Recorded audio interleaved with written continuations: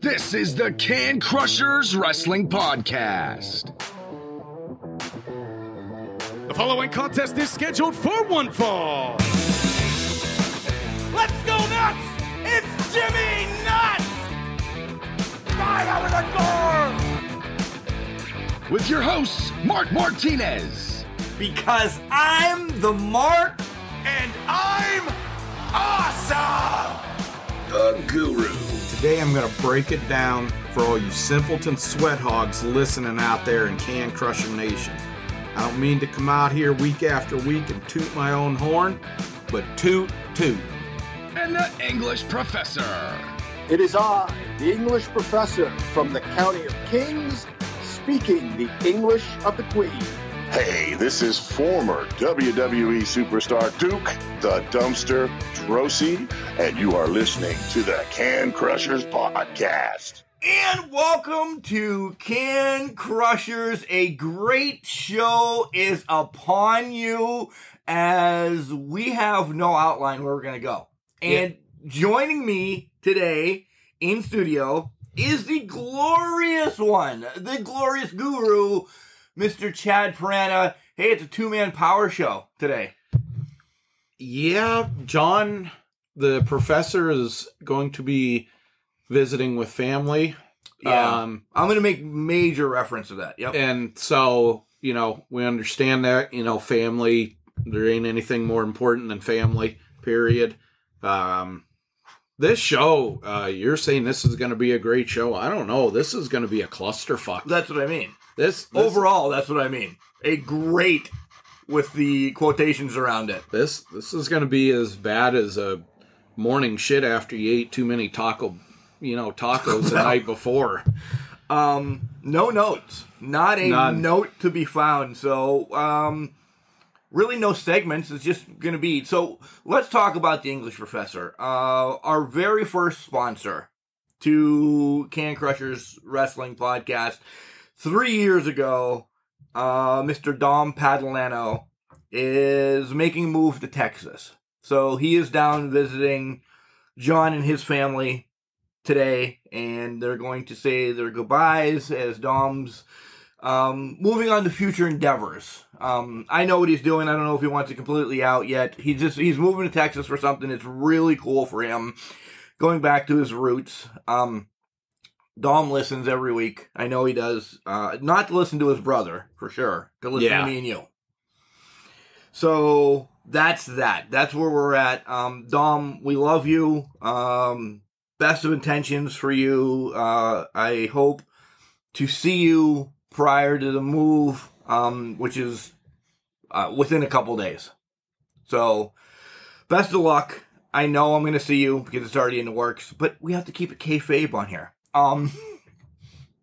Moving to Texas. You've been to Texas, right? Yeah, I was there for about 3.5 years in Abilene at Dice Air Force Base. That's a mixed bag of nuts was Texas. Brazil nuts, peanuts? Yeah, every nut. There's a lot of nuts down there in Texas. Great. The Von Erichs. There's everything down there. It was obviously the warm weather. We've seen what could happen down there this past year with the ice storm. They got half an inch of snow and shut the state down. Yeah, fucking crippled the state. Dom, don't buy your electricity in grids. Or otherwise you're going to be getting a $20,000 electric bill and there's nothing you can legally do about it. Texas was, you got to find things to do down there. It's not as easy. There's all kinds of things to find no matter what. Definitely warmer weather. It is what it is. It is what it is. I can't say when I got the orders to move from Virginia, which was my favorite place, down to Texas, I was You didn't like Greenland? We'll fucking get into that again at some point. I wasn't overly happy about going to Texas, because I'm not a fan of hot weather. But I got there and, you find things to do. Is it as pretty as up north and the trees and the mountains and more comfortable oxygen level in the air, stuff like that? No, but it's got its, really great points. I was able Dallas Cowboys, is that a great point? I got to see their stadium blown up, if that counts. That's actually pretty cool. I was bummed that I was scheduled, sidebar, because this show is going to be full of sidebars. I was scheduled to be in Pittsburgh when they blew up Three Rivers. And then something happened, I want to say it was either like mom's sickness or something like that, that I couldn't, being scheduled, like I was going down to watch it. They didn't call me and say, hey, Mark, Three Rivers is blowing up. I wanted to go watch it. I think mom got sick or something like that we were at the hospital all day. So I didn't make it down to watch Three Rivers. I'd love to see a stadium being blown up. It was pretty cool. I was kind of chiding, I wasn't with my better half at that time. Your better half. Yeah, much better half. We'll get on that. I wasn't with Sue at that time, so I was just kind of chiding the Cowboys fans. I won tickets to a Thanksgiving Day game, which is always football cool. game, and of all teams that Dallas was playing, they were playing my favorite team, the Denver Broncos. Well, these tickets turned into they gave the wrong tickets to the wrong station, and they're like, we have these tickets, we don't think you're going to have a problem with them. They were fifth row, 50-yard line tickets. Not bad seats then. Yeah, not bad seats. I could literally see the locks of hair and strands of hair of the sideline people, the players and stuff like that. So it was fun. The best memory I gotta say is everybody knows my mom passed away in 2012. Well, when I was down in Texas, Mom had always wanted to come to Texas, see the Alamo. Her favorite flower was the yellow rose of Texas, everything like that. Well, I ended up having to have shoulder surgery. I tore my labrum completely in half. 5 pins, 6 pins in my shoulder and 3 plates. And Mom's like, I'll come down kind of help you out. And that. I think it was more to get away from my dad at that point. But she come down, and after I kind of had my mobility back a little bit, took her on a weekend thing down to San Antonio, and she got to see all this stuff and everything. And that was basically the last real huge thing Mom did. And she always talked about it. She was always happy not that Mom was really happy person, but she was happy when I was around. Yeah, she put on that fake thing for, people outside of the family. She was around me. She loved me. I was like a ninth child of hers. She loved. She enjoyed is what she loved. Yeah, she enjoyed being down there. It was something that she always wanted to do her entire life. So it was a good time. Texas is Texas. Any place that you're at is what you make of it. You got to find things. Okay, some places really suck. Greenland. It's not fucking green. It's not. It's not. I haven't been there, but I've seen it's pictures. Fucking cold. I learned when I went to the desert, I learned to appreciate Texas's heat. Okay? At night in the desert, I felt cold when it was 90 degrees. I had to have an air conditioning or a heating on at night because I was that fucking cold at 90 degrees. When I went to Missouri, I got a I didn't care for the cold because it was a lot of ice and stuff like that. It was a frigid cold. Then I get sent to fucking Greenland, which is a whole new world of fucking hurt as far as cold. The warmest it ever got there was 42 degrees.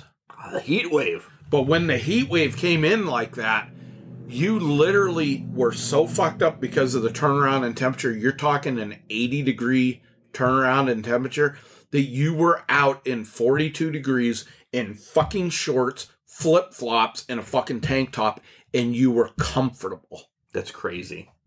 But yeah, there's our round the world trip. Don't go to fucking Greenland expecting to see green.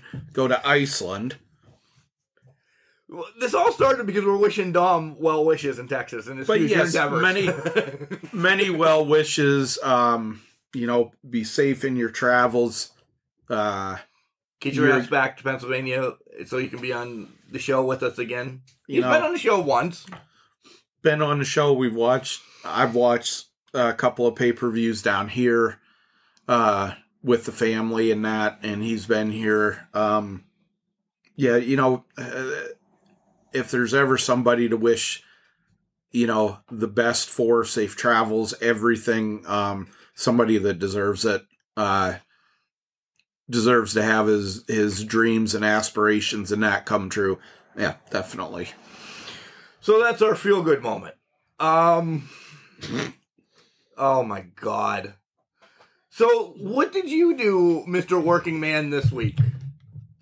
6 o'clock in the morning to noon, 1 o'clock every day, prepping, getting the store go. It's a rough thing. But keep in mind, those who don't know me, I haven't worked a full-time job since 30 years. 2016. Or maybe not that long. By choice. But it was different. Getting up in the morning wasn't too bad, but getting the store up and going, the poor store owner, the ceiling fell down in the fish area because the guy who did the work doesn't know his ass from a hole in the ground.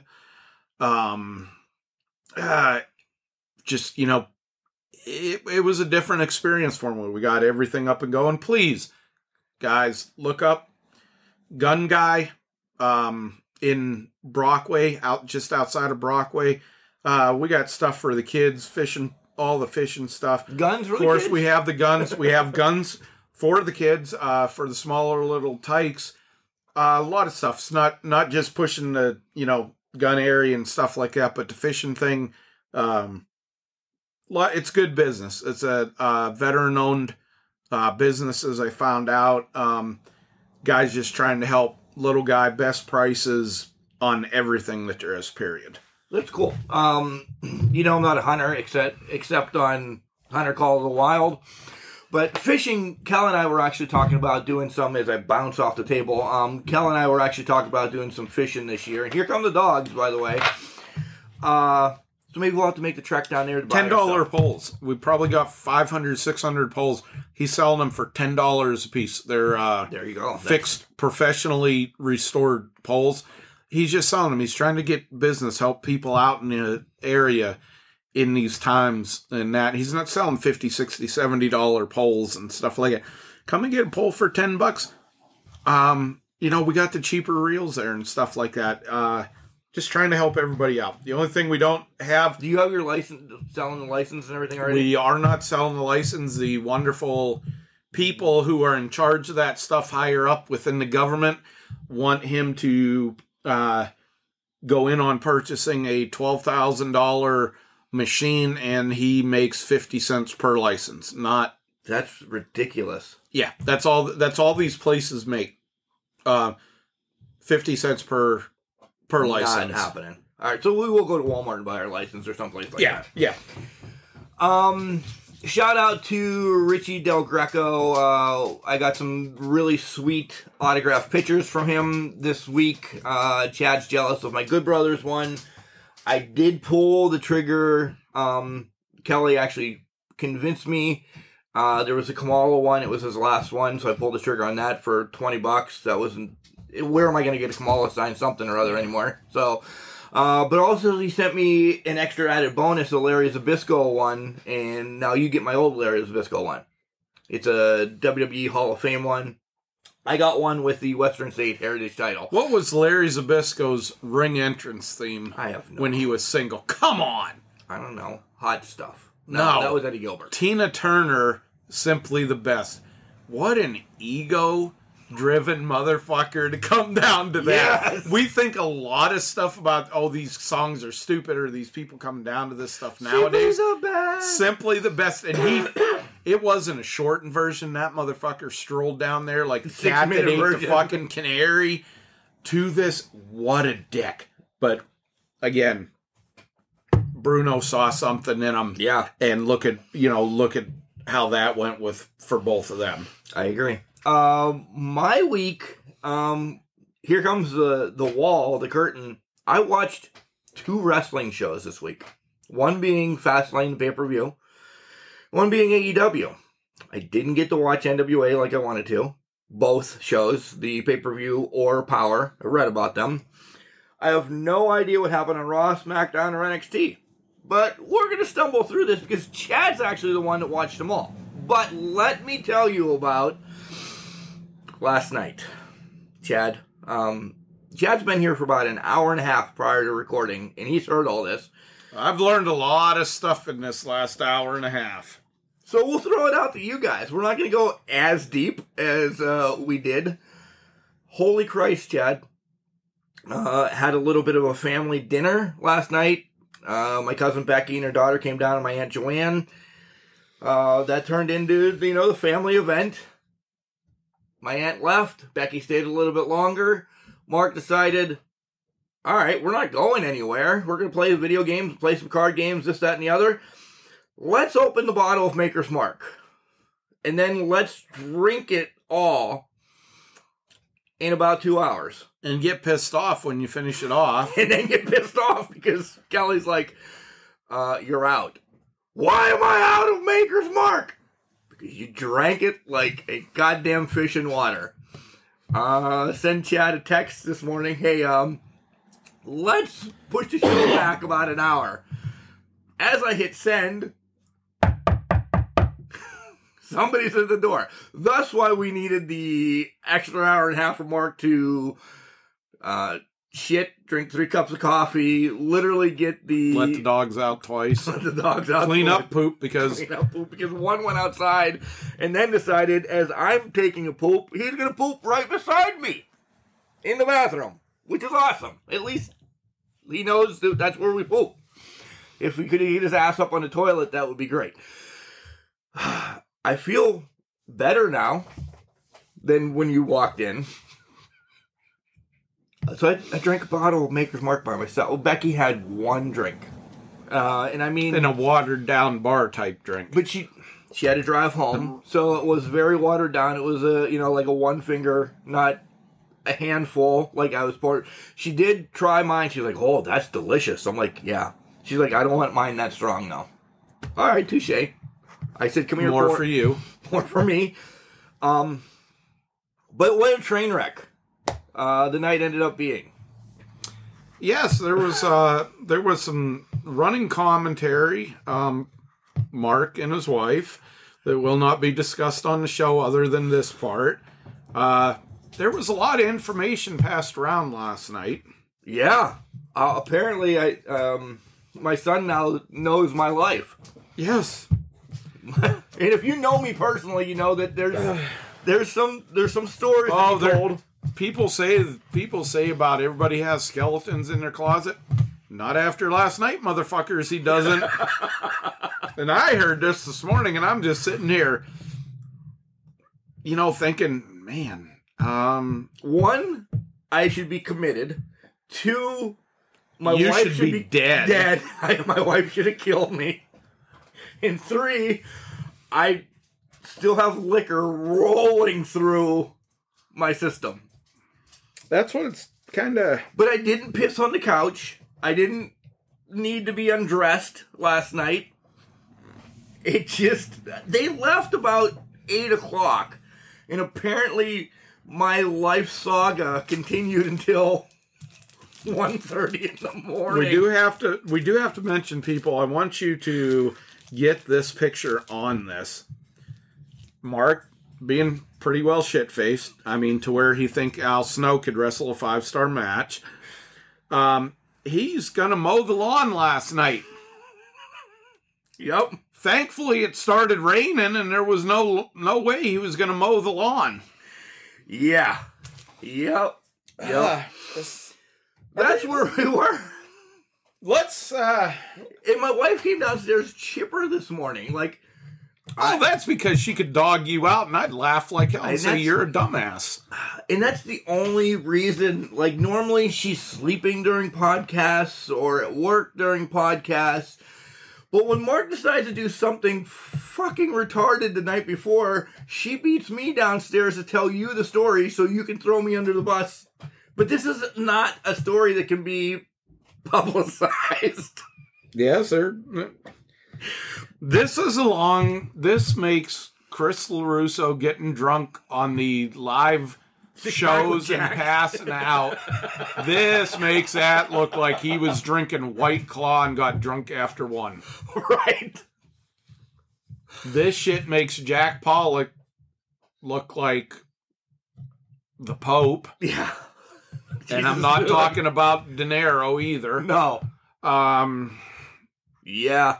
Yeah, it's been one of those evenings. I had a quiet evening at home watching wrestling, older wrestling. Had some pizza. Well, let's talk about pizza.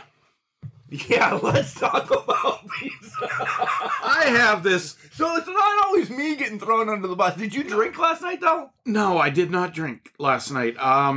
Was not feeling the drinking, but was feeling the pizza thing. So I'm cooking 4 pizzas for me and my son. Okay, 4 pizzas. We're talking a little, The Little Tony's ones. Little Tony's $1.75 pizzas are my favorite kind of pizza. Because the true Padalano pizza is not in Ridgeway anymore. So I'm cooking these pizzas, and I don't pay attention because I'm swearing at something on the internet. And I burn them a little bit. Well, that irritates me because I don't like burnt pizza. Even when I'm drunk, I won't eat burnt pizza. Right. So I go to get these pizzas out, and I'm thinking it's cooled down a bit or whatever. And I grab a hold of the pan. Lifting the pan right up, one good fell swoop. Well, it wasn't quite cooled off. So I fucking jump. The pizza goes in the fucking air all over the place. Pan falls. Bounces off the stove. The pizza's on the floor. The dogs are coming out. And they're looking at me like, well, you're a dumb son of a bitch, for one. Thank you. And 2, that fucking pizza's ours. So at least I didn't have to clean up the pizza. They took care of that. So yeah, I burnt my hand to the point of where before I could turn around to the sink to get cold water running on it, the blister was already popping up. Nice. And most people would be like, fuck that. I'm not doing... Eat a cold sandwich or something like that. No, it pissed me off enough. I got 4 more fucking pizzas out of the freezer and put them in, and I sat there watching them. People say that what's the thing about a watched pot won't boil? Well, I'm telling you, a watched pizza will not fucking cook in the time that they say it will. Oh, at this temperature, it's going to take 10 to 12 minutes. It was 25 fucking minutes before this pizza was done. So there's and I ate the pizza. I ate it all. It was really great. Except for when it hit the burn spot in my hand. So yeah, that was my evening. I didn't call people names. I didn't Except drink yourself. I didn't drink 3/4 of a bottle of, No, or 95% yeah. of a bottle. No family disputes. I kept my mouth well, that's not entirely true. That's a lie. That's a lie. Yeah. We know how that... You never keep your mouth shut. No. So, we want to talk about a little wrestling. I don't know if we really do. Well, we got some things we need to talk about. We do need to talk some wrestling. Let's just start with Fastlane last week. Let's first and foremost, I think it's probably most important thing. Well wishes out to Road Dogg, Jesse James Armstrong. It was announced yesterday that he suffered a massive heart attack on Thursday. There is no updates anywhere about this. which is kind of worrisome at this point. But what an entertainer across the board, in his own right. Part of the Armstrong family, the famed Armstrong family. I cannot imagine they've lost the mother and father within the last 2 years. Brad died years ago at a way too young of an age. Way too young, yeah. Best wishes going out. We hope for speedy and full recovery. We'll keep an eye on this for, Can Crusher Nation. Yeah. Just be thankful for, what you have, guys. We've seen it happens in an eye blink. It really does. So, thoughts and prayers out there for him. Everybody keep them there, and we'll keep you informed as much as we can. Okay. After the beginning, sad way to transition, but we're going to transition. We'll start with Fastlane. One of the two shows I watched, Chad's going to have the meat and potatoes of the show, if I throw notes at him, that I have 2 notes, Fastlane and AEW. Do we want to go over match by match, or just want to do a summary? I mean, this can be a shorter show. We can do.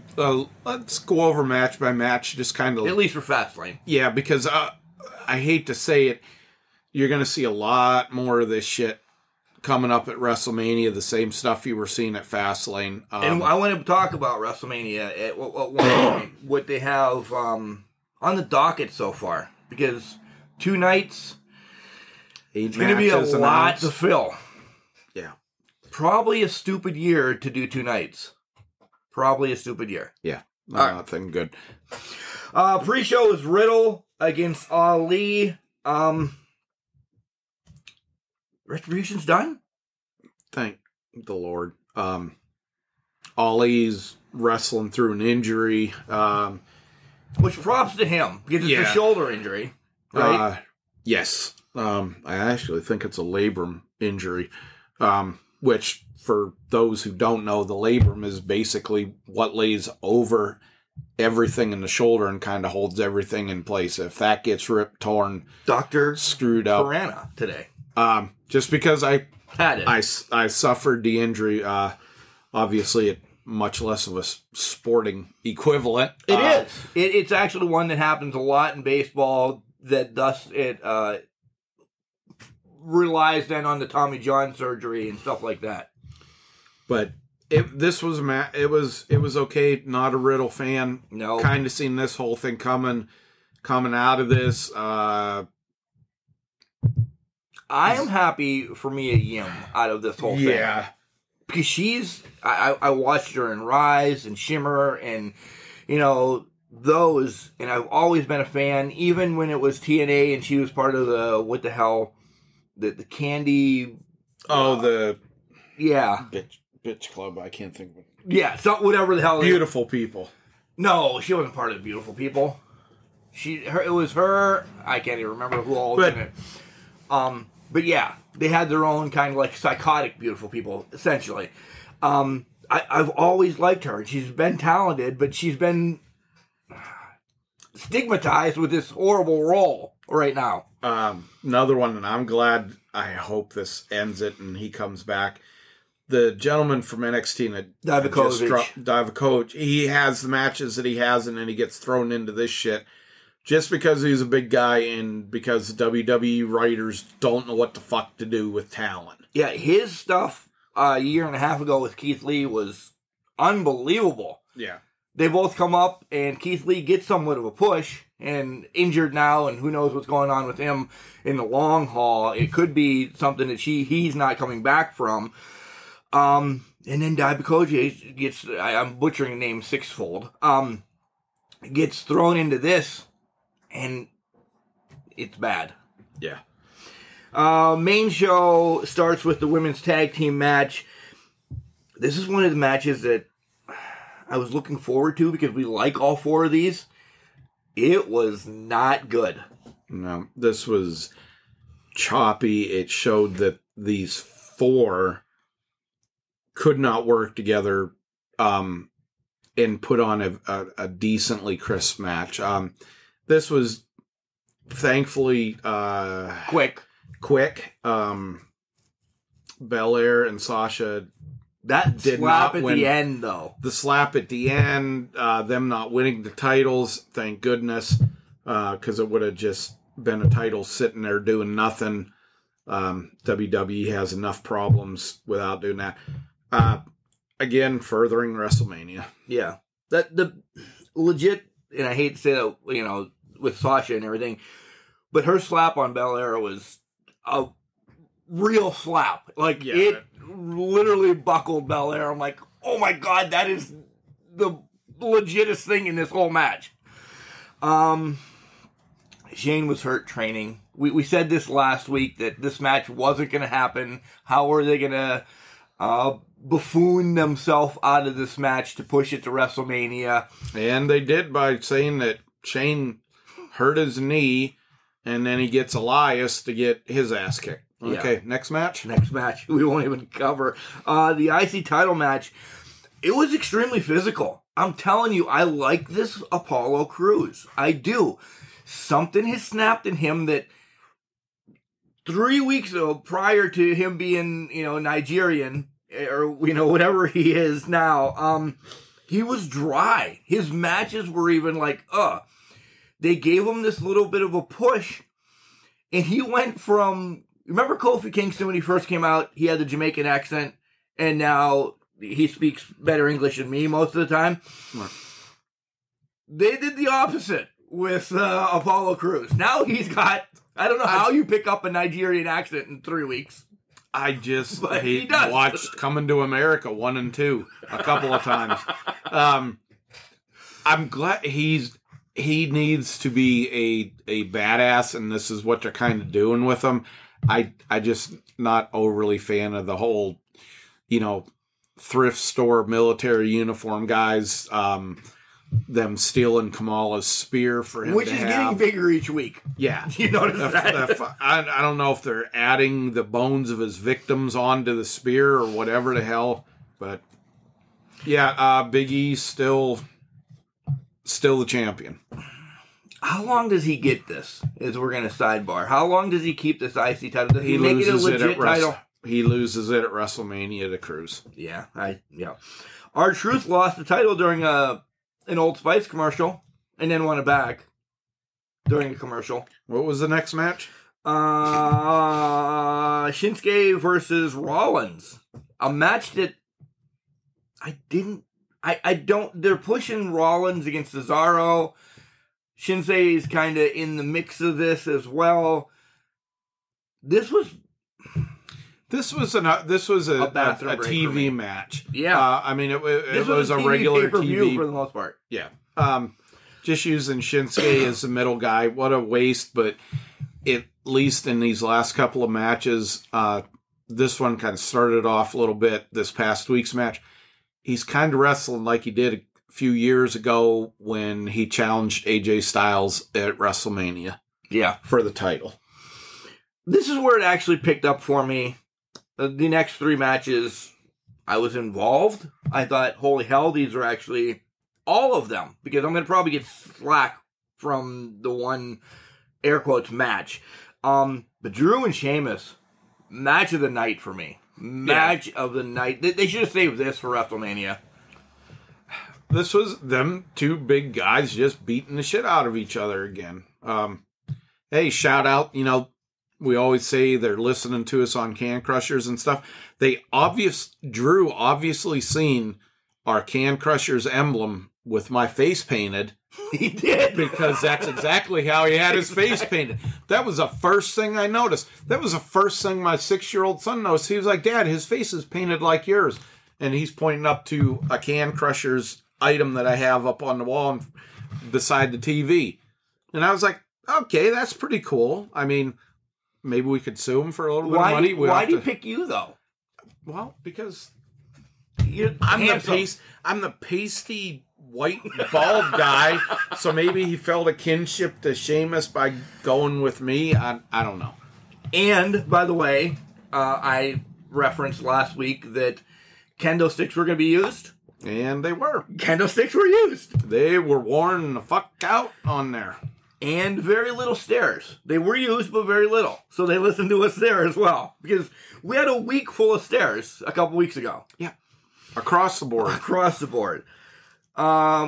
Legit for me, this is a match of the year candidate as of right now, being March. This was my favorite match between these guys. They've had great matches, but I loved everything they did getting thrown out of the Thunderdome. They clearly have to rip the Thunderdome down. They have to move out of Tropicana Field or whatever the hell it's called now, where the Devil Rays or just the Rays play, because shit, baseball starts Thursday. So the Thunderdome is officially moving. I think they might get to play have Raw there, but they have to get out of there by Thursday. Yeah, I see them moving. To where? Moving total. Maybe where the Heat play, because basketball's over. Whatever the Air Mark or Air Mac or whatever stadium. So, yeah, they have to get out of there because baseball season's here. Yeah, more on WWE and shit later, too. We got to talk about the big shit going on with them being on Peacock and the issues that are coming out of that. But that another sidebar. Yeah, they're gonna be moving all around. Yeah. Next matchup is match, if you want to call it. Randy and Alexa. You didn't like it, did you? Oh, it depends. You go ahead and start this one off. You knew what it was. We knew what was going to happen. At some form, Bray Wyatt was going to come back. I didn't know that he was going to come back as a fucking crispy critter. Yeah, crispy critter, a burnt marshmallow. What else did I hear this week? We knew something different was going to happen with Bray, right? But is this the way? What could they really do with him? If they bring him back, you got to have something or another. I'm going to get in trouble for this. Let me say this real quick. So the Fiend was burnt to death. Does Bray ever make his reincarnation of the Firefly Funhouse party show or whatever the hell it's called?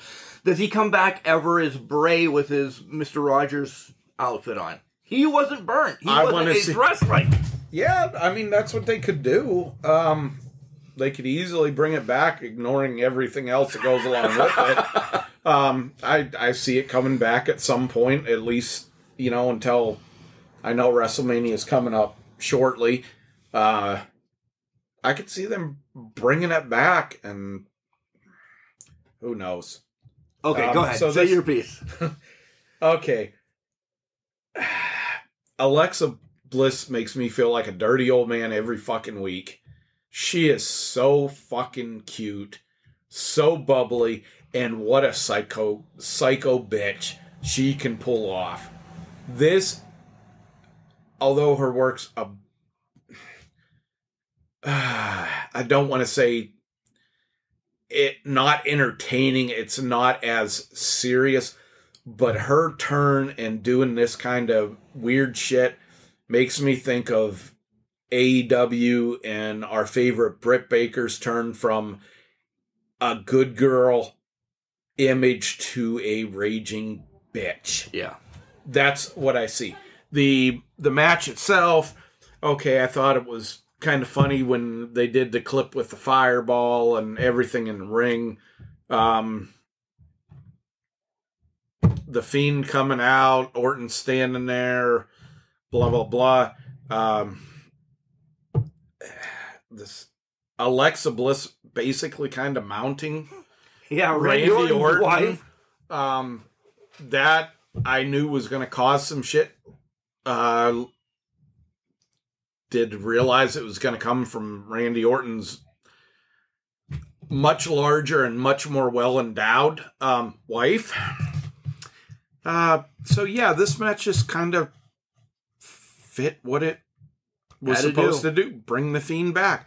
The one problem I have with the Fiend costume it makes total sense. He's still simmering. I'd like to see what the fuck kind of... That was a hell of a fire. I was going to say, that's whatever they use to, you know, burn him with or whatever. If that's still smoking now, that's... I want to invest in that shit some way or another. But the one problem I had with his costume is when you looked at his face, you seen that he is as pasty fucking white as Sheamus is around the eyes. Yep. Here's everything burnt and he's fucking steaming and the costume fit the storyline, and then you see his big fucking baggy white eyes behind it. Just little details. Yeah, put some dust on his face, or, you know, I'm not saying blackface or anything like that back in the day. What the NFL players do, right?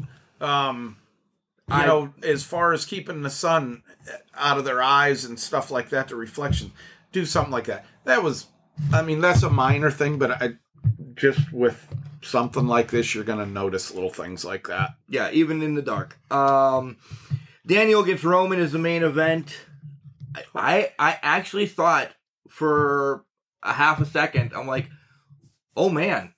And we'll cover WWE here in a second across the board, but I'm like, they're going to put the title on and still make it a triple threat because Roman's going to want, I'm like, they're going to put it on Daniel going into WrestleMania, and that's the way that they're going to make it a triple threat because Edge is already guaranteed. Roman's going to get a rematch. Okay, that's a different spin. Didn't happen. And I was all right with the way it did happen. I hated the overall ending of the match. I'm glad it just didn't go down to something, you know, simple like the Usos coming in and beating the fuck out of Bryan and Roman getting the pin that way. This was a good fucking match. It really was. Roman always, he can step it up as much shit as we want to give him and everything. It's really not deserving. He's being pushed. It's not him in itself. It's McMahon pushing him down our throats, or has been for the years. And that's what's ruined him. As far as a worker, he can still get out there and go. I mean, he took a lot of punishment in this match. I remember his first Brock Lesnar match. He just fucking laughed at Lesnar. He got bloodied, but he just fucking laughed, and that pissed Lesnar off for real. And Lesnar got more physical, and that added to their fucking match. Yeah. Which makes great chemistry then. Yeah, this match furthered. It broke out. Edge got involved eventually. Again, furthered the whole WrestleMania matches. That's what this pay-per-view surprisingly did. And every match was furthering something else. And it worked. As a continued, we always say it's a throwaway pay-per-view, but it did its job. Out of 6 beers, I give this a 4.5 because it did what it needed to do. If we're going to break down match by match, there's a lot of weaker matches on this. But for the long haul, this was not a bad pay-per-view. Yeah, it was a watchable pay-per-view. I'd say 4 out of 6. Just because you deep down you knew that certain things weren't going to happen. Now, let's say they put the title on Daniel Bryan. I wouldn't have given a shit what they did at WrestleMania. If they would have put the title on him at this thing, this would have been a 5-star pay-per-view. Yeah. To me. 5-beer pay-per-view to me. Yeah. And it was just predictable. You knew what was going to happen. So I'm going to throw it to you what you remember on Raw and SmackDown. As I said, it's not that I didn't have time. I don't think I just made time because I played a lot of video games this week. I only drank a lot last night. I don't know what I did overall that I only watched 2 shows this week. I don't know. I think Monday you went to bed really early. Early. We were talking, and I think it was about 10 to 8. You were like, I'm whooped. I'm whooped for some reason. I'm going to bed, and I was like, oh, holy shit. But there wasn't a lot. It, again, furthered things. There's Seth Rollins and Nakamura. nothing was really. New Day is trying to cause dissension between AJ and Almas. There just really wasn't anything. And Raw hasn't been anything for a while. You and John have been right, so I didn't miss anything. The only development that came out was Drew McIntyre came down and helped Sheamus after Sheamus's match with Bobby Lashley because they were all beating the shit out of Sheamus. Drew come down, kind of cleared the way. He didn't hug and grab Sheamus's ass or anything like that. And then Drew's like, I won a match. The Hurt Business wanted a match. Ends up Drew in a handicap match at the end. He wins, so it's 1-on-1, him and Lashley at WrestleMania. None of the Hurt Business are allowed at ringside. That's the only thing that come. Yeah, that was the only thing come out. MVP might be there, but MVP hasn't really been doing anything and interfering. Right. Did you watch SmackDown? I did not watch SmackDown because essentially I went out with the boys from the Garbage Crew Friday night. A decent amount of it. Probably only missed about 15, 20 minutes of it. Again, just developing any storylines. Bianca got to slap Sasha back. Do you think that was a receipt? That was a receipt. And both of them look freaking good. Wouldn't be surprised if there's... Yeah, that was a potato. That was a receipt. Daniel Bryan is officially in the match at WrestleMania.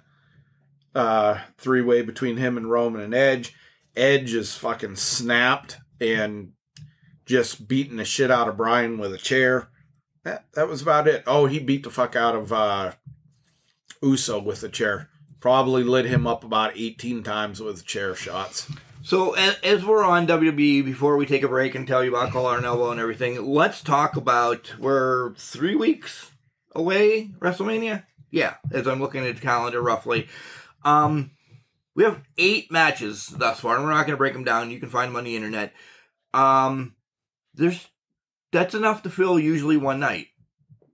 Okay, so we have to come up with 8 to 10 more matches because we have 2 nights of WrestleMania. We talked about this a little bit earlier.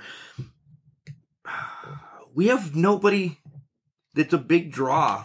Is Edge the big draw for WrestleMania? Oh, what? And I hate to say it like that, but he's now back. They had to. Who's the main event for the first night? Drew and Bobby, I would imagine. The main event's going to be Sunday night of the Triple Threat. Yeah, those 2 matches are split. The women's matches are split. I'm not sure if in those 4 matches or the 8 matches total, Sami Zayn and Kevin Owens are going at it. So that's as I say, filler match. That's probably going to be a great match, though. Cesaro and Seth Rollins. Do you have to have the tag team titles on there at some point? They are announced for night 2, I believe. Both are going to be... Oh, no. I was thinking of AJ and Almas versus the New Day. Okay, so the other ones have to be the Dirty Dogs defending against who from SmackDown? Probably Gable and Otis? My fear with them not having a lot of matches is they're going to start making these stupid matches, less than filler matches, and there's going to be more stupid shit. More advertisements. Oh, good Lord. Are they going to throw the Old Spice commercial in again? Yeah, hopefully not. The Hall of Fame. Are they doing that the night before, or are they going to do it at WrestleMania? That's going to be the night before. WrestleMania week there's Raw on Monday. Isn't NXT 2 nights? The TakeOver is 2 nights. I haven't. I think Raw is on WrestleMania. Raw's on Monday. Tuesday, I think, is the induction ceremony of last year and this year, and Batista's virtual. Now...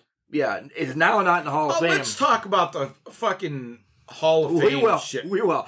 I'm just run through the schedule. I think Wednesday and Thursday is TakeOver. and then Friday SmackDown, and then Saturday and Sunday is WrestleMania. So WWE's got a full card of stuff. A work week of wrestling. Too much. It is too much. It's going to be watered down across the board. TakeOver doesn't need to be 2 nights. I think that only hurts NXT. Main events, Mania is already hurt. With the 8 matches they have right now, it's not a stellar WrestleMania. You're going to add Skinner against the Outback Jack, and nobody wants to see that. Or, Coco Beware against the Brooklyn Brawler. Nobody wants to see those. Nobody. That's what we're going to get. They're to the point where they're going to bring in and have Al Snow wrestling on both nights. Right. Against Head and then Chad Miller the other night. Yeah. Nobody wants to see either one of those. But yes, let's talk about the inductions this year. We get Bischoff announced. Okay. Whatever. The very first one, Molly Holly. Okay. I'm all right with that. Kane, we knew it was coming at some point. I thought it'd be the same night The Undertaker would go in, essentially, so they could both give each other speeches, maybe together. RVD, I've never been a huge fan. Not even ECW RVD. RVD had Vince in the WWE by the balls in a good way when he had both world titles, and then a little bit too much of that funny green stuff came into play, and he, in a matter of a week, I think he lost one of the titles to one of the Hardys, and can't think on, did he drop the other one to John Cena? I think so. Something like that. RVD... He lost it when he went to this last run in Impact or whatever, when he was doing the porn star type of stuff. Yeah, it was even stupider. Yeah, that's him going into the Hall of Fame. I think still it's a good move. I mean, it's RVD. He's a good athlete. He had a really stellar career for the most part. What about the next one now? You're excited about the next one. Excited, Chad. Come on. Get it out. No, you can say it and then I'll go off. The Great Khali. What the fuck? What in the serious finger flying fuck? The Great Khali. What has he done? He invented the Punjabi match. In his prime, he couldn't move. He couldn't fucking move. Nothing against the dude. And it's not a racial thing or anything that anybody. No, this is not somebody. And I'll make a case for somebody that's not in, that absolutely positively should be in, but because he didn't kiss Vince McMahon Jr.'s ass, he's not. The Russian Bear Ivan Koloff is not in the Hall of Fame. Why? Your father had your most successful champion pick Ivan Koloff to lose the fucking title to. Multiple time tag team champion. You have the guys that kept WWE afloat that Ivan Koloff worked with or trained. Yep. All the champion. And because he left WWE and went and had such a stellar career in the NWA and those areas, you don't have him in, but you're putting a guy that you made a fucking Punjabi prison match that you couldn't see the fucking wrestlers in this cluster. I thought the Tower of fucking Doom with Kevin Sullivan and the Mummy and the Popsicle and whatever the fuck else was bad. You could at least see the fucking competitors. Right. The Punjabi prison, you couldn't fucking see anybody. No. But you're putting him in. Yep. This is why this WWE Hall of Fame means absolutely shit. It goes beyond the, we have X amount of people we're going to put in. Okay, we got to have, and again, this is well documented across, you got to have a minority. You got to have somebody that's dead. You got to have a female. You got to cover the 90s. That type of stuff.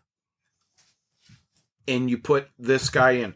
And listening to a podcast last night, the person brought up, and I never knew this, the biggest reason that Kali is getting in is because the YouTube, influencers out of fucking India have made such a big stink and a big push that McMahon wants to go for that little niche of fans and try to get them by putting Kali in.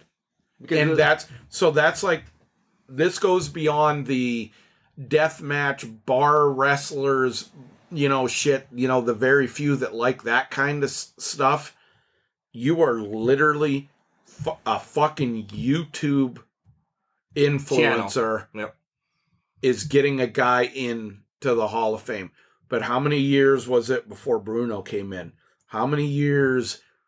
Demolition's not in. They're never going to be in. They're never going to be in. Oh, wait, that's right. That was an NWA guy. Or two NWA guys. Yeah, I don't fucking get it. Neither does Vince. He's picking people randomly anymore. All right, WWE wrapped up.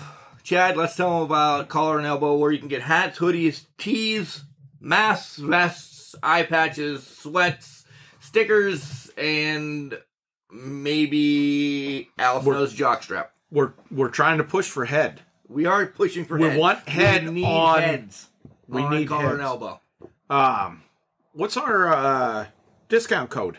Can Crushers, all one word, capital C in can, capital C in Crushers. Chad, how much you save? 10%.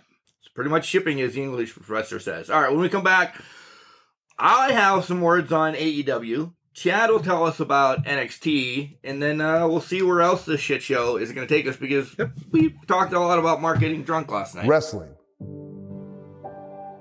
A love and a passion we all share. I've started a wrestling brand. The wrestling brand. A brand founded on the aspects of wrestling. Two entities working together to create a product that connect emotionally for people everywhere. Collar and Elbow is the brand. Passion and love for wrestling is the drive. I am Al Snow, and this is Collar and Elbow, the wrestling brand.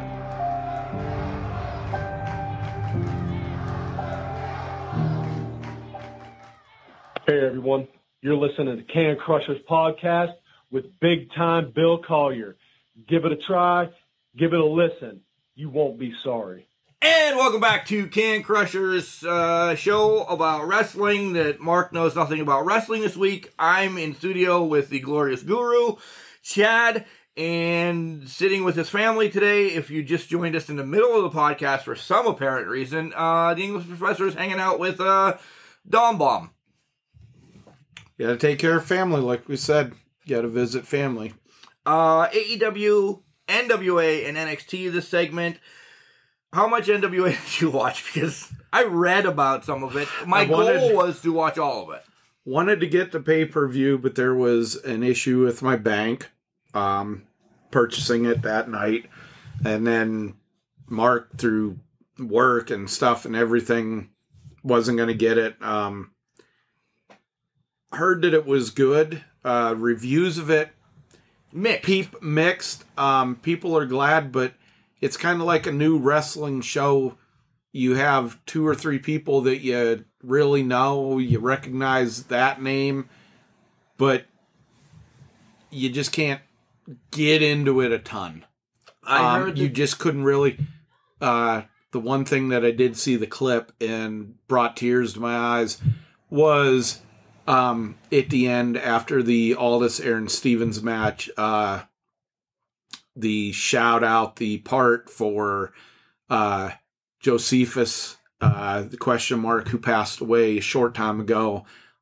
You could legitimately see the emotions and that from the wrestlers, especially Nick Aldis and Aaron Stevens. I'm looking forward to see what NWA them coming back. Rehashing nothing. I was excited about Chris Adonis coming back. He might have something left in his tank. I don't know. He wasn't huge in the WWEF at that time, but he got a little bit of a push. What's he have? My plan is it's $4.99 a month to get Power on Fight, I guess. So my plan is Tuesday night to watch it for sure, and maybe go back and watch last week's to catch on. I heard Brodus Clay, Tyrus, whatever, was rough. Essentially. Yeah. Well, the big guys like that, and the mobility issues and things like that, and not being active. Again, I want to see them. Okay, we're going to bring these guys back, see what they can do. I'm excited for it because I think NWA, out of any televised wrestling show, this pandemic screwed them hard.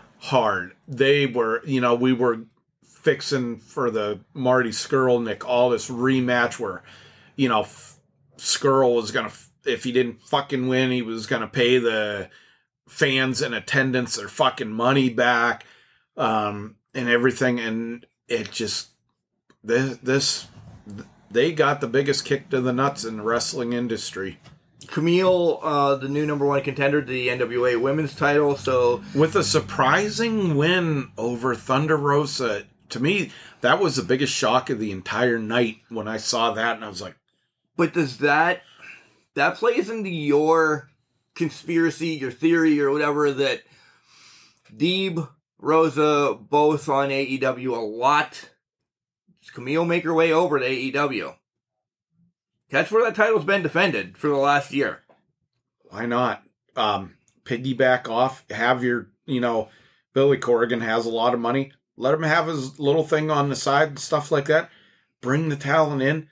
This can't hurt anybody. No, I agree. This talent exchange. That's all there is with that. Yeah, we'll see what NWA does. We'll cover it more next week when I actually watch both of them. NXT, I'll let you run through that real quick. I know the big thing was Cole and O'Reilly, they're signing, right? Yes. You want to see how to have a contract signing. You want to see how to talk and not over, fucking sell things. Two believable guys. If I didn't know what I know about wrestling, I'm not going to use the word, but if I didn't know what everybody knows about wrestling, and you see this, you would seriously think these guys are going to fucking kill each other when this match happens. I will go on record. There's no reason that this should not be match of the year over anything that we've seen so far or anything that they could possibly do the rest of the year. This match should go above Finn Balor and Kyle O'Reilly. This should go above Finn Balor and Adam Cole. This should be match of the year. Let these guys, I don't care who has the world title or the NXT title at this point. Yeah. Let these guys tear it down. Let them tear it down. We know Adam Cole's headed towards another NXT title match at some point relatively soon. Let these guys tear it down. I agree. AEW. Did you watch a lot of this? Yes. I did too. All of it, in fact. You're going to hate me. I like the Omega and Seidel match. I like the Seidel match. I still can't get you to say it. That fucking curly-haired guy. The wrestler type from the movie, the wrestler-looking dude.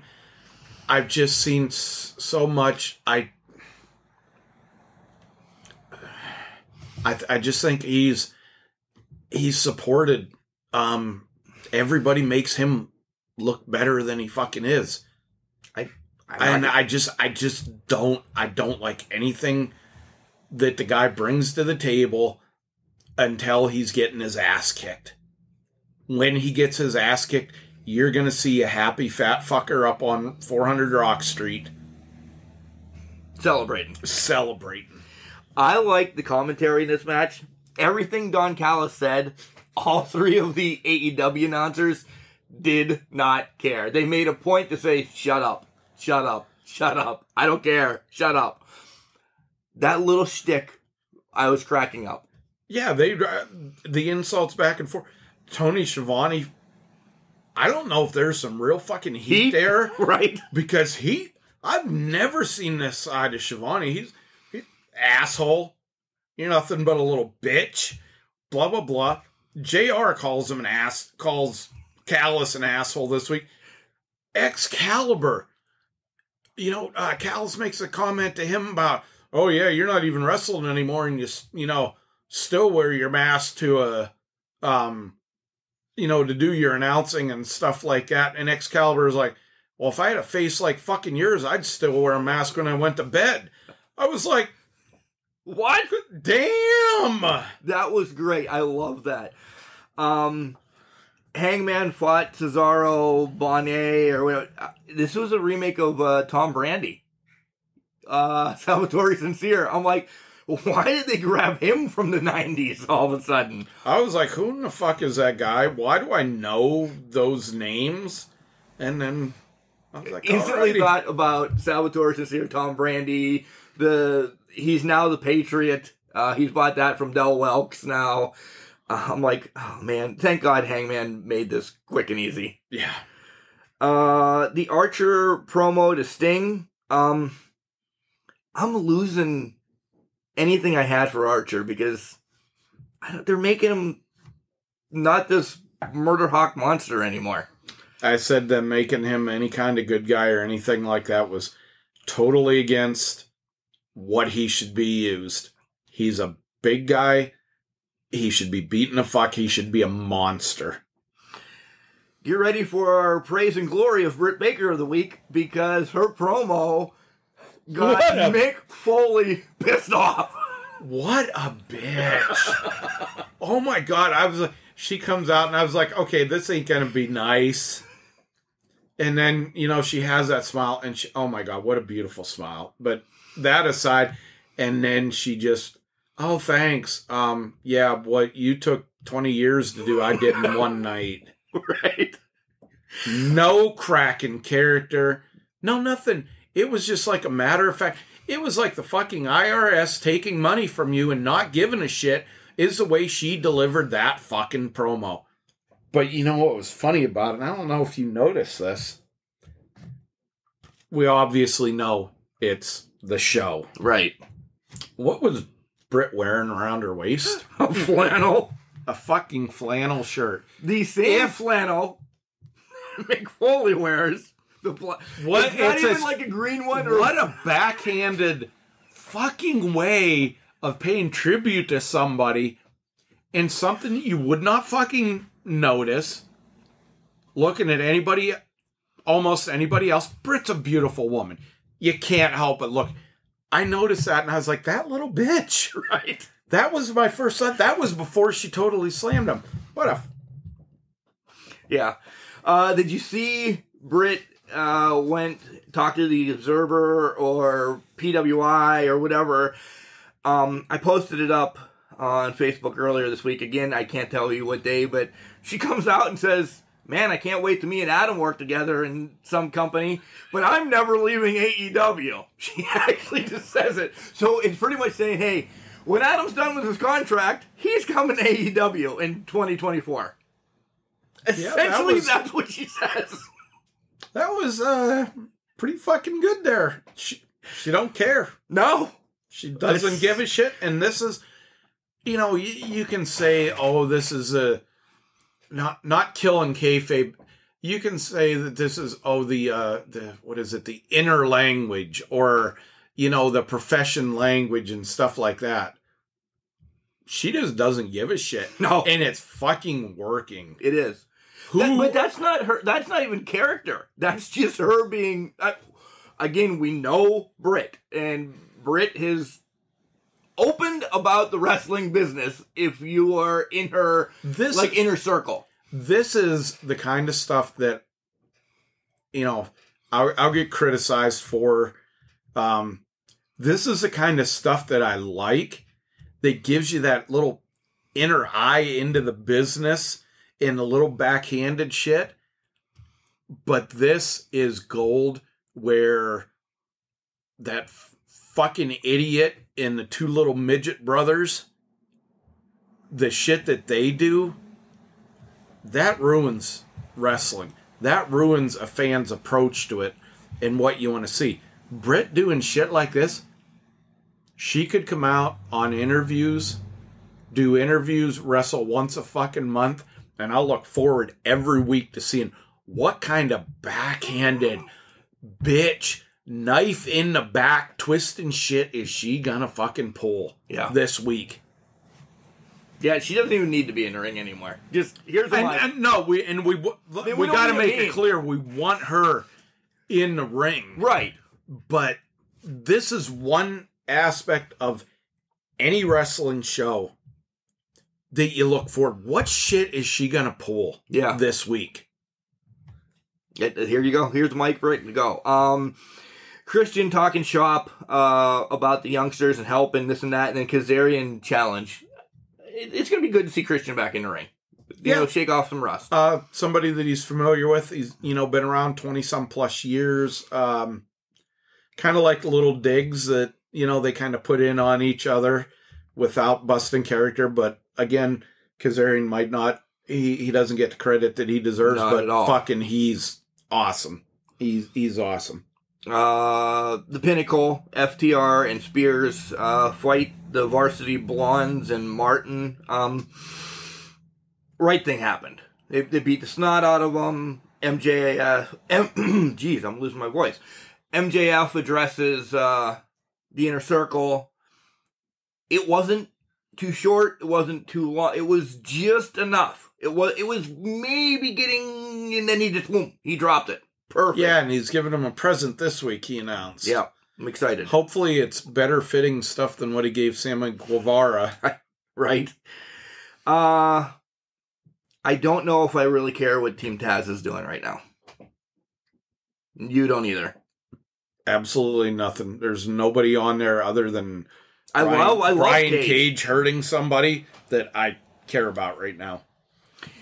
Get ready, because I've just done a 180. I like this QT Marshall thing all of a sudden. Yeah, it's like, okay, is he going to turn on his partner? He's just coming out after everybody gets their ass kicked. What's he doing? There's somebody in the back that's going to figure into this that they haven't announced, put out, teased, something like that. Yeah. Cody's still in a sling, too. Wow. Cody. Poor Cody. Yeah. Let's talk a little bit about, there's been quite a bit of rumblings and bitching this week about Cody and Brandy and the stuff that they're doing. Okay, Cody's not, how can I put this? Brandy being elevated to where she shouldn't be. Period. Wrestling, that says enough, so she's done. Cody not putting the title on, or not having the world title, and, the younger talents all great and everything. But have you noticed that anytime anybody comes in to AEW, the first one they're fucking attached to in one way, shape, or form is Cody. The only one that's come in that hasn't been is the Big Show. Sting, Shaq, Tyson, Snoop Dogg, everybody's with Cody. That's not a good fucking image. That's not, and wishing back to the 80s, that's not Dusty. No. That's not what Cody was taught. I think that's a bad point. I agree. I think it's bad booking. He's the booker. You don't want them all because everybody coming in is, you're going to be part of the Nightmare family apparently next week, right? Oh, fucking everybody's in there. I think the only faction that has more people than the Nightmare family is the fucking Dork Order. Yeah, and they're actually linked to them too. Yeah. I didn't care about this match. The Lucha Bros and the Laredo Kid against the Young Bucks and Cutler. Somehow Brandon Cutler is still getting the biggest entrance in AEW that nobody doesn't care about. It was just too much for me. Way too much. JR called it a human demolition derby, and that's essentially what it was. Yep. It was a match. Broke the trend of the two little midget brothers being on the first match. They had been in a couple of weeks. First time in a long time. So we got to not start off with shit. We just got to get to the shit. And the Lucha Bros beat down Omega, essentially at the end. Jade cuts a good promo. I like Jade's promo. Yeah, she can talk. She's gotten a little bit sharper in the short time from her first one in that. Let's just work on in-ring. The in-ring a little bit. Kingston and Moxley talking to the Bullet Club or the Good Brothers, the whoever the hell they're called this week. By the way, you like my new autograph picture? Yeah, fuck you. Whatever, it was what it was. It was just pretty much a montage of them saying, but we talk about Moxley. Moxley's going to be on AEW Elevation tomorrow night. Is that what it's called? Elevation? Elevation, yeah. Yes. And he's fighting somebody that we know. Do you know this? Justin Plummer? No. But he's bigger than Justin Plummer. It's a big time match. Chad Miller. Not that big. He's thick. He's big in girth, not size. Oh. Khali? Not that great of a wrestler either. Because he's a Hall of Famer. Yeah. Bill Collier. And all joking, Bill Collier, you're listening to this, or anybody that might report back to him, fucking congratulations. Somebody in the fantasy league already booked this. Yeah. But again, stealing our shit. This is a break in, somebody who really deserves it. A good guy, recently, it's been a few months, a parent. This is somebody that deserves it. Go back and listen to his podcast, Spotlight, that we had with him. The Imagine Heavyweight Champion and the IWC Super Indie Champion, and he deserves... personally, he deserves every title out there. He has put so much work into this business, and he's a humble human being. He really is. So congratulations. A quiet... That's pretty much relatively soft spoken, I guess. Was kind of a soft spoken guy. We're kind of mentioning IWC. What's throw it out for their big? We're all over the place, so it doesn't matter right now. IWC, it's Brownsville Drive-In, April 24th. It's called the Eliminator, and two people are making another return with a contract in hand. Are they coming back for that? Did I miss something? You reported it. Oh no, I did report it. That yes, we talked about it. That Wardlow and Britt returned last week, and they have taken essentially 4 now. It was Palace is going to Jacksonville. along with Spencer Slade and Cole Carter, all going to be part of AEW Dark at some point. But Collier got thrown in there legit ahead of them and being part of their new show, Elevation. So IWC sending 4 people to AEW in a week. Does it say something about IWC? Yeah, it. If it doesn't, then you don't understand English. Or our English, at least. You know, I mean, outside of Justin Plummer and Jock Sampson, IWC is a good thing. The way Jenny runs the show and, Lendo helping out. And Lendo helping out. In 2-to-1 Media, because we in love 2-to-1 Media. 2-to-1 Media. IWC is what Mid-South and the territories were to the NWA. We talked about this, the pandemic is going to hurt, these smaller federations. IWC backed off, still had events to keep fans there, and now things are opening a little bit up. These guys are getting some recognition.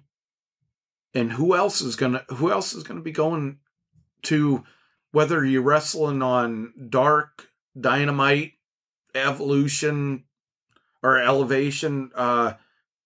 These guys are getting the exposure. This is how it used to be. We talked about when John and I broke down the last pay-per-view. We talked about Palace, Slade, Cole, and we brought up Collier, but that's 4. Zoe Sky was on the show, who has wrestled all over the world. You didn't even hit the tag team. Right. The main event. They would fit in perfect with legit, and I'm not a big fan of them, but Private Party, or they could work with FTR. They are great. I mean, and we are being homers right now. And I know there's other companies out there like that, but guys, I'm telling you, God damn it, Plumber, here's your cheap pop. If you want to watch a show that is produced major league, and I'm going to use that major league quotes, wrestlers across the board, it's the IWC network. You can watch it $9.99 a month. Go on, subscribe to it and everything. But you're going to see Cesaro, CM Punk, AJ Styles, Christian was there. Al Snow was there. Elias, Britt, Wardlow. Give me another, the Monster. Adam Cole. The Monster Factory's also been huge too, but IWC being, you want to say, essentially a indie show, again with my air quotes, they've pumped out major stars. And major stars have wanted to come through there. Yeah. And come in, whether it's from the Night of Champions, guys, Sting, Hurricane, Rikishi, Mysterio, the Hardys, Duggan, the Hardys. You could go on and on with that. The bigger guys wanted to come through there. Josh Alexander, which if you don't know who he is from being on Impact or anything, he wants to be, working for Impact. He wants to be on IWC shows because, I hate to say this, he gets more eyes working an IWC show than I bet you he does on Impact. On Impact, yeah, and you don't get what he can do. Him against Wardlow in the Super Indie tournament. Yeah, not this past year. Year before. Holy Gresham. Shit, Gresham. Yeah, we got to talk about Ring of Honor at some point too. Third segment. IWC's just, the guys just want to be there. It's not a hokey run thing, federation, organization, I should say, like the barroom brawl and shit with the dick guy, or right, Axel Rotten, 5 million light tubes bullshit and stuff like that. IWC is a developmental territory for the bigger guys, and they're picking one of the top two, one has too much pride to look at IWC, and the other one's just basking in the glory. Basking in fucking glory of it. You know, somebody else I'll bring up that wanted to come through who is, to me, one of the top 5 biggest stars in wrestling today and is dominating in Japan, and his exposure came from a short stint in IWC, is Switchblade Jay White. Yep. Holy fuck, watch the New Japan and where he's gone now and how he's being featured. We bust Justin Plummer's ass all the time. We truly mean it when we're busting his ass. Tackleberry, yeah. But besides Plummer, there was Chuck Roberts that did it, and then Norm Connors. Those three have really just kept the pride, reputation, and love for wrestling and love for pushing people to get better. Along with all the trainers of Hentai, LaRusso, DJZ when he was there, Vegas. Palace, Vegas. The list can go on and on, but if there's a place you want to learn how to wrestle and you're just listening to this, you should probably check out Kurt Angle. Yeah, goes there to train. Look at what, he's like, hey, I want to train with these guys. Help me out. And he won a freaking gold medal with a broken neck. Yes. Did you know that? A few times. Back to AEW now that Plummer got his to do. Nyla Rose against Ty Conte. Surprise. I thought they were going to say, all right, here we go. Nyla's going to get another shot, this, that, and the other thing. They put Ty over. Good. I was shocked, to say the least. Not a Nyla Rose fan at all. I'll just leave it at that. Nothing political or anything like that. Just not a fan of the wrestling. I was shocked to see this, but Ty and her best friend who's out, Anna Jay, have really been stepping it up, or have been stepping it up, and I think they deserve the exposure, and not that Nyla Rose. It doesn't hurt. She is one of the ones doesn't need the title to justify, her existence. Get the other talent, develop them. Get rid of Vicky Guerrero though, but I agree. A couple promos that whatever, but main event was Darby against John Silver. The sad thing is Silver got hurt in this match. He is so, not in stature, huge right now. Definitely not Austin Theory size and stature. Right. Shout out to the English professor there, his favorite Andre the Giant lookalike wrestler. Right. Yeah, Silver has just stepped it up. Like you said, unfortunately, he got injured. It's an injury that's going to keep him out for a substantial amount of time. You need to keep him on air, though.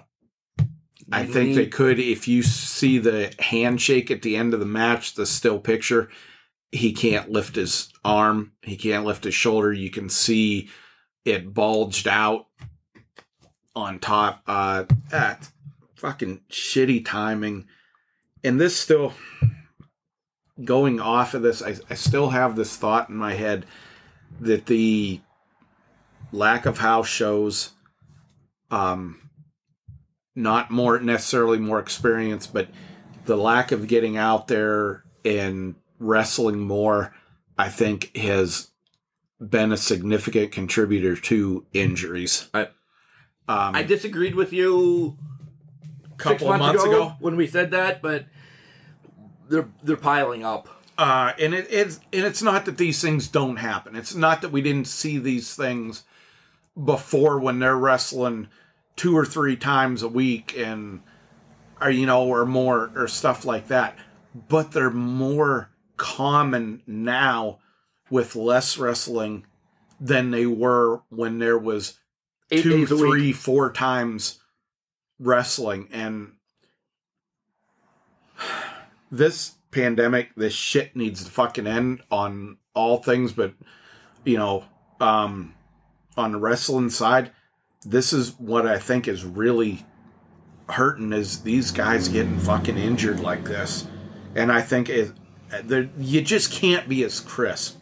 No. In anything you do. If you haven't driven for 20 years and you get behind the wheel of a car. When was the last time you rode a bike? 3 years ago.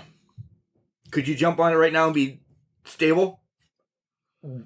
Could I stay on the bike without falling over? Yes. Would I look like a fucking silverback gorilla riding a goddamn tricycle? Grape ape? I would look worse than that. That motherfucker has long enough arms. When I got on a bike a couple of years ago to use for hunting and scouting purposes, that's what you're calling it was bad. I got rid of the bike. But I still knew the basic function. But had I been riding all throughout those years, it would have been nothing. Your ass hurt, I bet you, after that short yes, ride. very much so. And I got a pretty top of the line fucking mountain bike at the time. Oh, I thought you were going to say ass. I've always been a top of the line ass. Wait, that's not what you were talking about. Anyway, but back to the seriousness of it. I think the lack of being able to wrestle multiple times, different people, not, going to the arena hours early and being able to warm up in the ring and, stuff like that. I think it's hurt the wrestlers across the board, from Anna Jay's injury, Silver's now, Keith Lee. Yeah, I mean, you could go so many of the freaking injuries. Many, many reasons for the pandemic to end, but wanted to get back to where these guys are able to get out there and get more tighter, get more polished. I agree with it. All right, we're going to get more polished. We're going to take a quick break. Chad's going to tell you watched the ROH pay-per-view, right? Yes. All right. I, of course, didn't even know it happened until Chad told me it happened. So we'll come back, talk about that. Any random news that we can chat about. We'll wrap up this fucking shit show in segment 3. Hey everybody, this is Gilbert, WWF's longest reigning light heavyweight champion. You're listening to Can Crushers Podcast. The best guys there are out there. Welcome back, Can Crush Nation, and it's I, the Glorious Guru, in studio with Mark the Mark, and we're having to pick up the slack for John the English Professor this week. Is there usually much slack there to pick up? Well, quite a bit. I mean, he dumped his longtime crush, Allison Kay. She's devastated. John just, I don't know. He we don't have anybody eating. We don't have anybody eating, being served, crackling fucking popcorn, grinding coffee. We miss him a little bit. Standing up with his dong in the fucking screen. And that's why we can never. And I will say John is below IRS soup. Yeah. And he's just barely a step above Pat. And by the way, fuck Pat. He's just right there. Wow.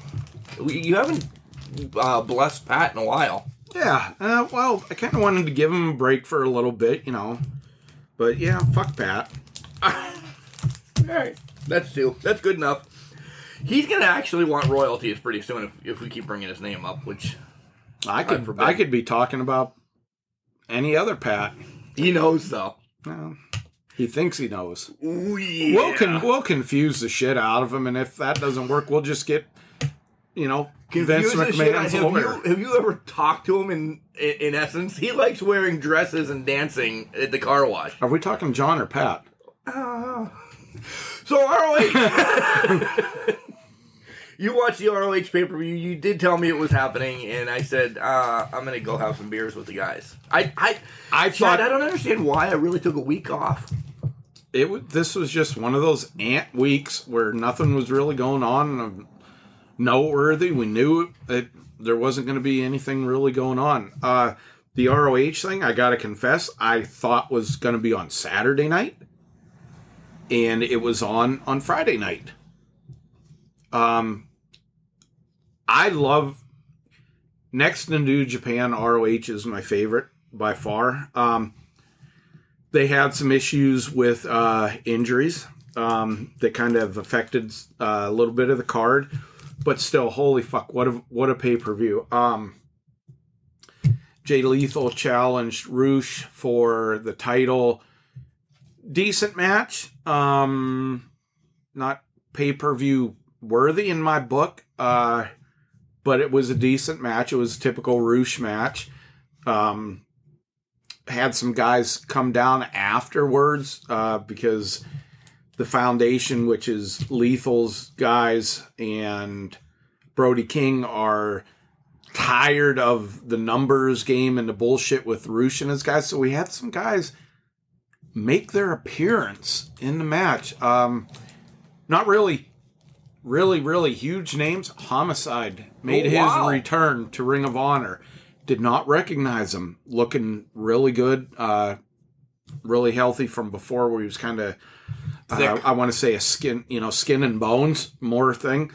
And you remember that guy that was on, that wrestling pay-per-view where they were bringing all different federations in. They had a title tournament. I can't think what the hell it was. They had Aldous on there. Oh, UPW or something like that? Yeah. The guy that was a loudmouth, Chris Masters, funny that bring him up, he made his appearance. Holy fuck. Dude put a little bit more out there than we've seen in that tournament before. Great on mic skills, but they made their appearance. Jonathan Gresham, again, the pure title, just continues to show. So he wrestled twice? He wrestled twice. No, they lost the tag titles a couple of weeks ago. Unfortunately, I can't even remember who the hell won the tag titles. But again, the tag titles switched. It's like the second time in the last month, which sucks.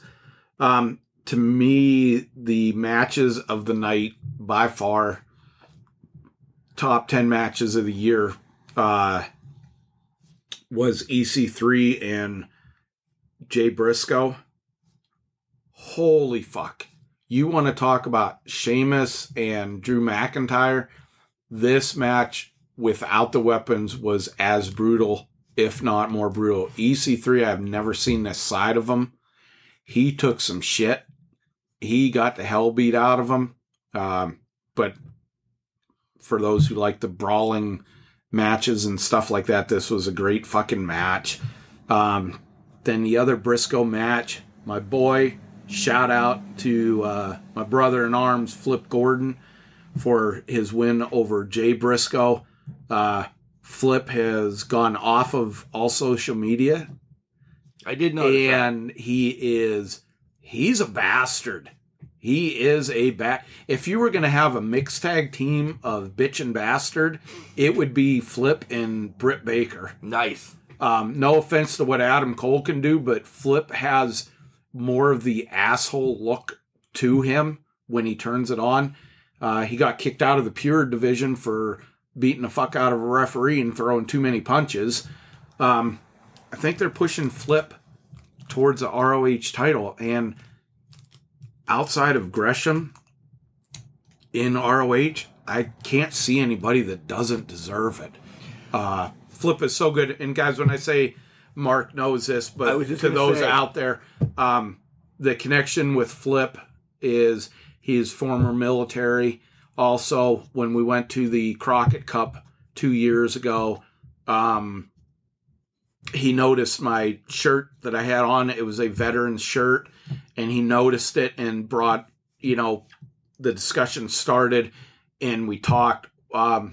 what a great fucking guy. That's what I was going to say. He is a bastard on TV, but a huge... huge was not the word I'm looking for. A wonderful human being. Like, you want to talk about taking time talking with how many people were at that signing? 150? Something like that.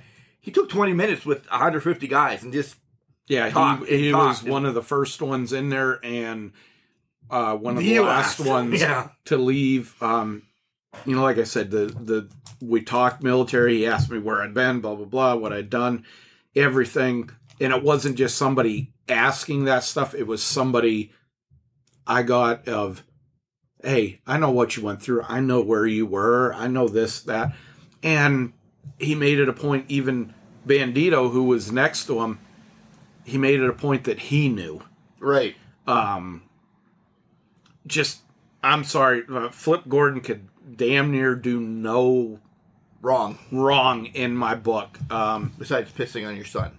Besides pissing on my son, and even at that, I might allow that at some point for some money or autographs or something. But yes, that's how bad I am. But great guy, man crush, running through ROH, gonna get the world title, and can't see anybody more deserving. What other news you have? Did you see anything across the old interweb this week? Not really a lot going on. Guys, gotta, I push this every week. Subscribe to New Japan. Don't let the 999,999 yen price scare you. It's less than $10. Right. The G1 tournament kicked off or finished off. Won't spoil the ending to it. Guys, you can't get any better fucking wrestling than this. You'll know some of the names. Watch it. Watch it. It has English commentary. For those of you who aren't who are uneducated, unlike me, who I know quite a bit of Japanese now, from watching the pay-per-views. Okay. But it's just wrestling across the board. It's the best that's out there. Ni hao, by the way. God bless you. No, that's hello. Oh. So that's how much he knows. Yeah. Way to expose me there, fucker. Hey, John was at WrestleMania 1. Yeah. Yeah, and he dressed as a racist in Halloween one year, too. But, yeah, Ring of Honor, guys, gotta watch it. It's $10. It's worth it. No, you said New Japan, but both of them. Ring of Honor is over there. Sorry, quite a bit often. But New Japan, gotta watch it, guys. $10. Ring of Honor, $10 a month also. You get all their pay-per-views free. One that we gotta talk about. Well, I was just gonna say, you want to bring up Peacock. I haven't subscribed to it yet. I've been lazy, but now I'm kind of glad that I haven't. I don't care about the $250 a month for 4 months. Right. It's a few dollars. You're saving me $20-$30. The WWE Network is officially done. But Peacock is editing, going through the old content and editing out what they don't like, what could be offensive. And okay, I the Steve Austin finger things, Austin 316 says, I just kicked your... Is that necessarily what I'm talking about? I can do without that. It kind of added to it, to the stuff. But they're blood, chair shots, blatant things. They're editing out. That's what I wanted the network for anyway, was to go back in and be able to watch the old shit. How long is it going to take for them, considering WWE is their priority, to get to the Crockett shit, to the Mid-South stuff? The only known existence of the Crockett Cup 86 is on the fucking WWE network. How long is it going to get to that? Because that's not a fucking priority to them. Right. And then what I've heard, I can't confirm, but I've seen too many people talk about it. You can't, what content is out there and stuff, you can't pause. Nope. And rewind yet. You know, we'd like to fast forward through the fucking stuff they're putting now, but you can't do any. Why? Why can't I pause a fucking pay-per-view that I'm watching? At this point, I'm going to what some podcasters do when something comes up that might be noteworthy, a card or something like that, maybe WrestleMania, I'll throw them $10 and that'll be it. I won't watch all this stuff, all the filler pay-per-views. If somebody big is coming back or somebody big is announced and it's something that interests me and stuff like that, I'm kind of on a, I hate to say it, I'm kind of on a pay-per-view basis with them of paying them $10 and then dropping it. And then fucking dropping it. Yeah. And I hate to say that, but what the fuck was Vince thinking doing this? He had to have known. It's the upfront money is what it. We've said that now for weeks that he's got this guaranteed money and he really doesn't care. But you're gonna look. How many subscribers are gonna go to this? I love Peacock right now for what they have. Not that stuff aside, right, might make it worth it to me. But for the WWE part of it, for the WWE part of it, it isn't. It isn't worth it to me. No, if you're just buying it for the WWE part, you're going to be sadly huge change from 7 years ago, 8 years ago when it first came out. And here, do whatever you want with our content. Watch it, love it, this, that, and the other thing. Now it's like we'll give you what we want to give. 6 months ago, a couple months ago, you can go in, you can watch, old Mid-South stuff. You can see, holy fuck, they wouldn't get away with that shit, in today's culture and stuff like that, moments and stuff. You're not going to get to see that. If I can't see that kind of stuff, if I can't see the old stuff, the Bobby Heenan's going to be edited, Jesse Ventura is going to be edited. How long before it's on tape delay? It's not going to be. Essentially, it can be now. There's always that 5 second buffer. Well, there's the buffer in case something happens. The 5 second. Right, but they can make that longer, and we wouldn't know. Yeah, when are they going to start editing? Not that I give a flying fuck, because the current content can be edited. Sucks. Yeah. Overall, when are they going to start editing the current shit live? Yeah. Something odd happens. Like, I remember a couple years ago when Nia Jax potatoed Becky Lynch and fucking Blood Eater. That was an oh shit moment. That helped Becky Lynch. Fuck you. She still wrestled and was up fucking throwing the snot and blood off and everything. Right, onto the crowd. Something, what was it, 2 years ago when Beth Phoenix was in the Women's Royal Rumble and got shot too far backwards and smacked her head off of the ring post and was bleeding. Little things like that. Not necessarily the blood, but things happening that aren't planned. That you, holy shit, that kind of keep our faith from totally dropping, out to, holy shit, things are going to happen. We're going to get, are we going to get a Sesame Street version of fucking wrestling? It's bad enough that it is the way it is now. Right. But now we're going to get a watered down version of this? We're PG right now. Are we going to go to G? Or Y for youth or whatever the hell. I mean, I don't know if it's PG or whatever. Yeah.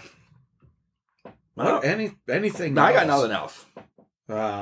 We got the fuck Pats in. Yep. Jock Sampson, you're a fat bastard. And like I said, buddy, on the IWC network, I said this about you. I said, you have the best face there is in IWC for radio. You do not have a face for television. So therefore, we don't want you on any channel. None. All right, well, let's... we do have... There is one thing we do have to say. Going back down to the serious part after we've had kind of a fun shit show here. Our thoughts, prayers, condolences, anything we can do go out to Nick Lendl and his family. His mother passed away unexpectedly this week. And as a type of family that they are, this has crushed everybody from Nick and the kids, to his father. Nick is a great guy. We bust his ass all the time, too. We bust him on him, the talent that he displayed, where he's gone in the business, where he's going to go into business, but it all takes a back seat when you experience loss like this. If there's anything, reach out. Reach out. Don't care what it is. Don't, time of night, anything like that. But I think I can say on behalf of all of us here at Can Crushers, especially Mark and I, who lost our mothers. We understand what you're going through. Our heart goes out to you, and brother, if we were there, we'd probably give you a big hug and shed a lot of tears. But you're with us. Your mom is with us in our thoughts and prayers, and we just can't say it enough. We're so sorry, Nick. Yeah, I love you, buddy. You reached out to me when my mom passed a couple years ago, so I'm there. I reached out already, and you know where I am. But yeah, guys, keep the Lendl family in your thoughts and prayers this week. And remember, Chad, just because you're trash, it doesn't mean you can't do great things. It's called a garbage can, not a garbage cannot.